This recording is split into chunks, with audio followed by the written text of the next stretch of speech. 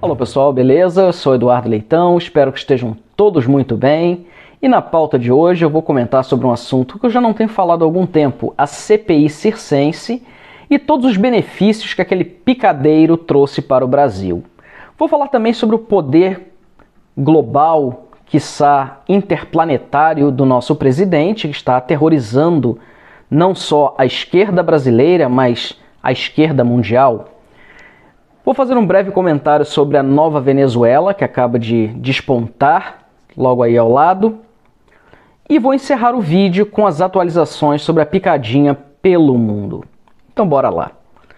Bom, a CPI circense é um show que todos nós aprendemos a assistir nos últimos 3 meses, que tivemos a felicidade de saber que foi estendido por mais uma temporada, aquele circo patético, ridículo, que até então acreditava eu não ter acrescentado nada para o bem-estar do Brasil. Mas eu me enganei. Então, por isso eu quero esclarecer aqui alguns pontos positivos daquele circo de horrores, daquele picadeiro sem sentido, comandado por uma corja de vagabundos que tem como único intuito comprometer de alguma forma o governo federal e a figura do presidente. Então, pontos positivos da CPI circense. Antes da CPI circense, eu, por exemplo, não tinha me dado conta sobre Omar Aziz e sua família. Sobre os milhões que ele, enquanto governador do Amazonas, juntamente com sua esposa e irmãos, são acusados de ter desviado da saúde daquele estado. E este cidadão hoje preside a CPI circense, que visa, em teoria, investigar a suposta má gestão dos recursos públicos durante a pandemia. Já é uma piada pronta, né? Temos um bandido acusado de desvio de verbas na saúde presidindo a CPI que supostamente investigaria a má gestão de verbas durante a pandemia. Mas a gente sabe que, é claro, o conceito é outro. O que eles querem, como disse uma certa gazela saltitante, é prender Bolsonaro, ainda que ele não tenha cometido crime algum. Mas não importa, ele é mau. Ele tem que pagar. Pelo quê? Não interessa. Ele é corrupto. Ah, ele é corrupto, então tem que pagar. Qual é a corrupção dele? Não tem nenhuma corrupção, mas a Covaxin. O que tem a Covaxin? Ele não comprou, mas se tivesse comprado, mas nada foi gasto com isso. Mas se tivesse, mas não foi. Isso não importa. É Bolsonaro, a gente tem que prendê-lo. Isso ficou claro para todos nós, né?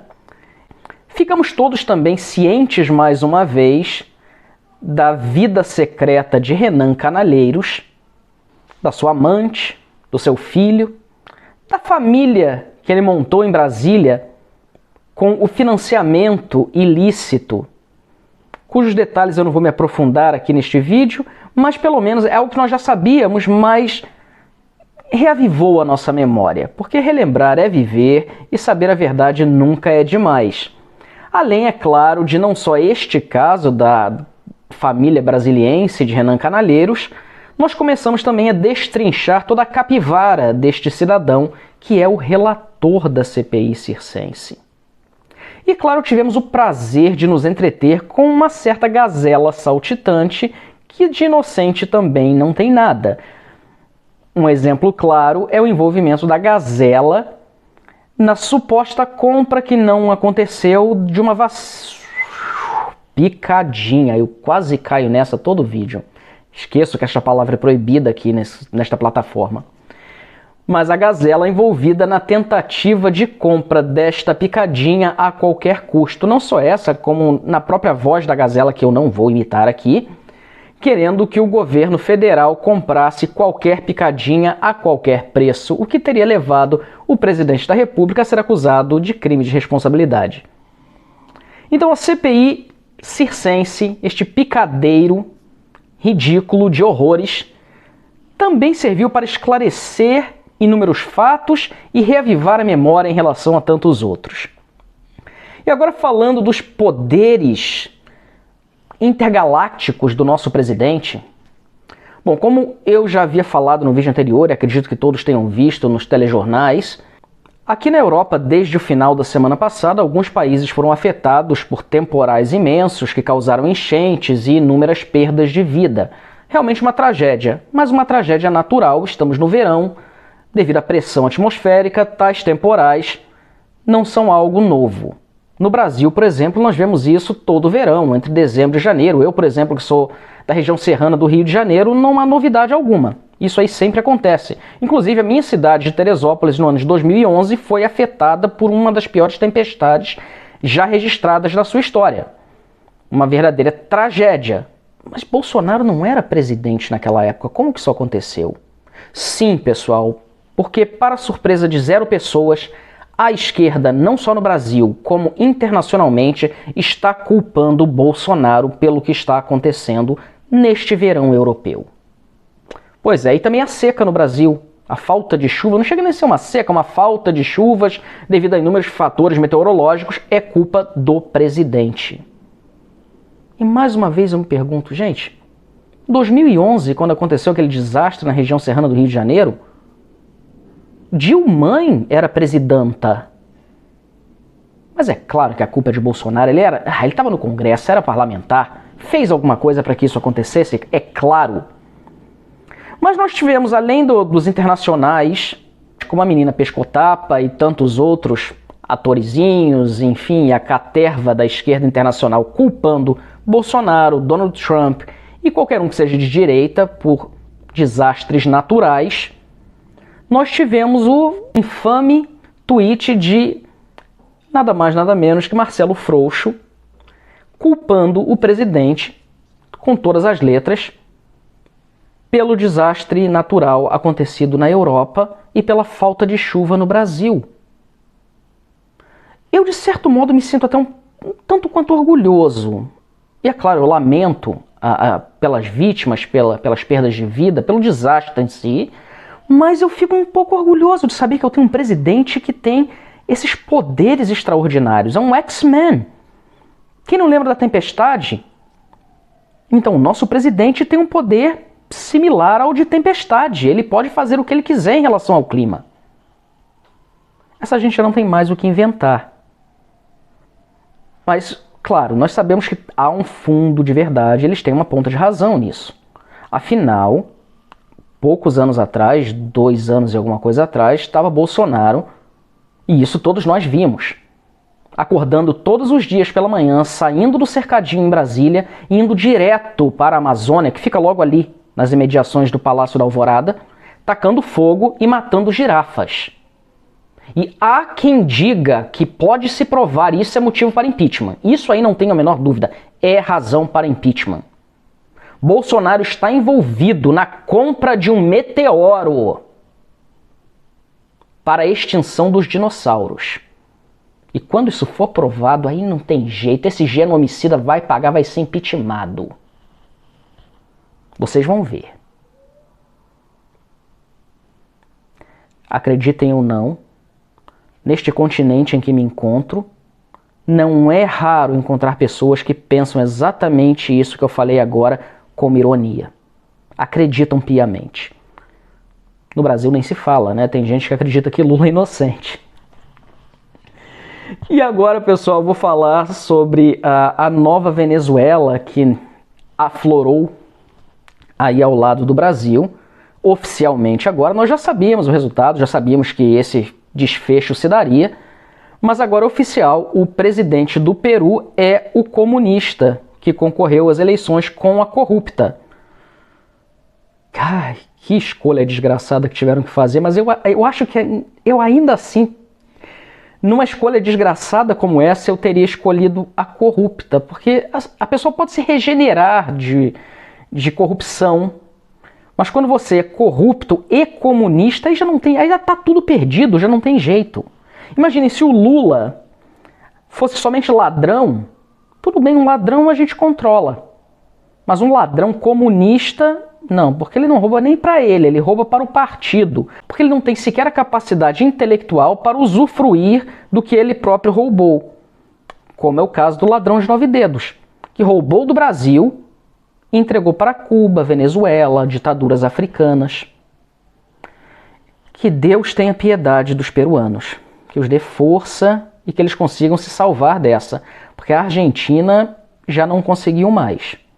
Eu estava vendo uma reportagem no dia de ontem sobre argentinos que estão se jogando no rio para poder cruzar para o Paraguai, para do Paraguai entrar no Brasil e viver praticamente como refugiados.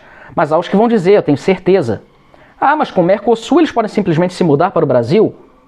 Em teoria, mas eles não podem sair da Argentina. A Argentina se tornou uma ditadura comunista no princípio essencial. Ninguém entra, ninguém sai. Somente aqueles que pertencem ao partido que têm os privilégios e regalias. A populaça, essa não. Só sai com autorização, só entra com autorização, mas autorização esta que não é dada a menos que o partido venha lucrar com isso. Essa é a realidade argentina hoje. E para encerrar, eu vou falar agora sobre as picadinhas pelo mundo, né, as últimas atualizações. Bom, na Rússia os casos continuam crescendo, apesar da vasta imunização com a picadinha local que a Anvisa bloqueou. A Hungria continua em segundo lugar no número de perdas de vida, por conta de ter imunizado grande parte da sua população com a picadinha chinesa e russa. O Peru, que teve a sua desgraça oficializada ontem politicamente, continua em primeiro lugar por perdas de vida para o Xing Ling vírus. E o Canadá, que utilizou imunizantes corretos, abrirá suas portas para visitantes do Brasil a partir de setembro. Porém, somente os visitantes que foram imunizados com as picadinhas da Pfizer e de Oxford. A picadinha chinesa e russa não são aceitas. No caso do Brasil, a chinesa, porque a russa também nem no Brasil foi aceita. Mas você que tomou a vacina não vai poder ir para o Canadá, assim como não pode vir para a Europa.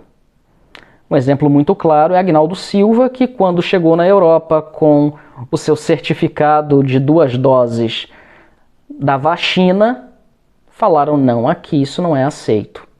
E também Agripino, que depois das suas 2 doses, depois de ter sido contaminado com o Xing Ling vírus no passado, está novamente infectado com o Xing Ling vírus e está orgulhoso disso, dizendo, está vendo? Meus sintomas são praticamente nulos, tenho o Xing Ling vírus, mas por causa da picadinha da China eu estou bem. Por causa da picadinha da China? Mas se você tomou 2 doses daquela picadinha da China e já tinha até sido infectado com o vírus chinês anteriormente, não era para você ter nada agora, né? Mas esse é Agripino. O que esperar? Então, pessoal, com essa eu vou ficando por aqui. E quase me esqueço. Pulei um pedacinho da pauta aqui. Então eu vou continuar aqui mais um pouquinho. O nosso parlamento, encabeçado pelo presidente da Câmara, o senhor Lira, está agora planejando uma nova forma de manipular o modo de governo no Brasil. Querem implementar um parlamentarismo ainda que no plebiscito de 1993 tenha sido decidido que o sistema de governo no Brasil seria o presidencialismo. Mas eles querem dar uma modificada, fazer uma gambiarra política ali para que a partir de 2026, claro que a partir do ano que vem seria muito óbvio, eles estão tentando, não, a gente quer fazer tudo democraticamente. Então a partir de 2026 eles querem um novo sistema de governo que nem sequer existe por esta nomenclatura. Eles chamam de semipresidencialismo, onde o correto seria parlamentarismo. O que não haveria problema algum, desde que fosse a vontade popular. Mas como provado no plebiscito de 1993, a vontade popular determinou outra coisa, o presidencialismo. Mas é apenas mais uma forma de controlar o sistema de governo no Brasil. Ninguém está vendo isso? Será que eles acham que somos todos tão tapados assim? Agora imaginem esse Congresso que tem a sua maioria de congressistas vagabundos, bandidos e corruptos controlando de fato a República. Já é difícil hoje, o presidente já não tem como governar de forma soberana, como dita a liturgia do seu cargo. Imaginem se o presidente for apenas um chefe de Estado sem poder político algum, que é exatamente isso que o senhor Lira está propondo. E é claro, a caterva do Congresso já está soltando foguetes com a perspectiva de, quem sabe, terem o controle total. Eu não vou nem comentar hoje sobre o fundo eleitoral, porque já é um pouco demais, já estamos todos nós de saco cheio de ouvir a respeito desse assinte mais uma vez. Então, talvez eu fale sobre isso num próximo vídeo e espero que, quem sabe, até o próximo vídeo o veto do presidente já tenha sido passado. Só para finalizar esse assunto aqui, eu não acredito que o Congresso manterá o veto do presidente, mas pelo menos eles vão ter que engolir que o nosso presidente é honesto e atende à vontade popular, ao contrário daquela corja de vagabundos. Bom, pessoal, fiquem muito bem, ótima semana para todo mundo, nos vemos no próximo vídeo. Até mais!